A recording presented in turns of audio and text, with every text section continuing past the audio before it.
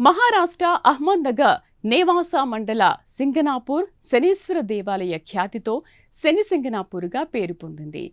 ఇక్కడ శనిదేవుడు నల్లటి రాతి రూపంలో దర్శనమిస్తాడు. అయితే ఈ ఆలయానికి తలుపులు ఉండవు. అసలు ఆలయమే ఆరు బయట ఉంటుంది. ఆఫీస్ రూమ్, ఇతర రూమ్లకు తలుపులు, తాళాలు ఏమీ ఉండవు.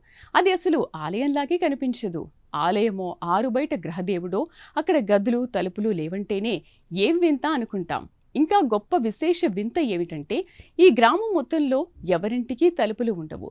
తాళాలు, గొళ్ళాలతో పని ఉండదు. ఇదేదో చోద్యమో వింతో విడ్డూరమో కాదని శనిదేవుడే తమను సదా కాపాడతాడని శని సింగాపూర్ గ్రామస్తులు తెలియజేస్తున్నారు.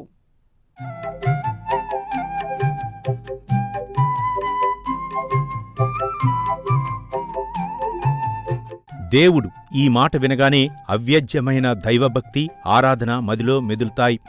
పూజలు, అర్చనలు, హారతులు, అభిషేకాలు అన్నీ వరుసగా గుర్తుకు వస్తాయి. అయితే శనిదేవుడు అనే మాట వినగానే ముందు భయం, తరువాత విసుగు, కోపం, చివరన భక్తిభావంతో లెంపలు వేసుకుని శనివారాలు, శని త్రయోదశి పర్వదినాలు, తైలాభిషేకాలు, నువ్వుల దానాల గురించి ఆలోచనలు సాగిస్తాం.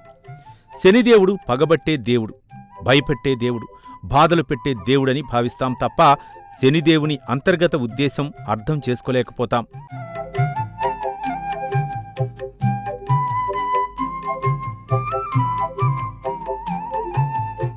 శనిదేవుడు ఎవరు?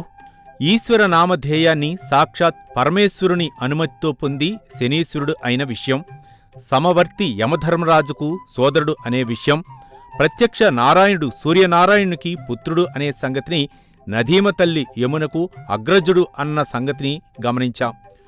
శని భయపెట్టే దేవుడే కాని బాధలు పెట్టి పని పట్టాలనుకునే దేవుడు మాత్రం కాదు. పాపాలు మూటగట్టుకుపోతూ ఉంటే ఏమవుతుంది? చింతలు, చికాకులే కాక సంచితుల జన్మజన్మలు ఆ పాపాలు వెంటాడుతూనే ఉంటాయి. ఏమాత్రం చెక్కు చెదరకుండా, కించిత్ పాడవకుండా సంచిత పాపాలు నిత్యానునూతనంగా చెడని పదార్థాల్లా దగదగా మెరుస్తూ ఉంటాయి.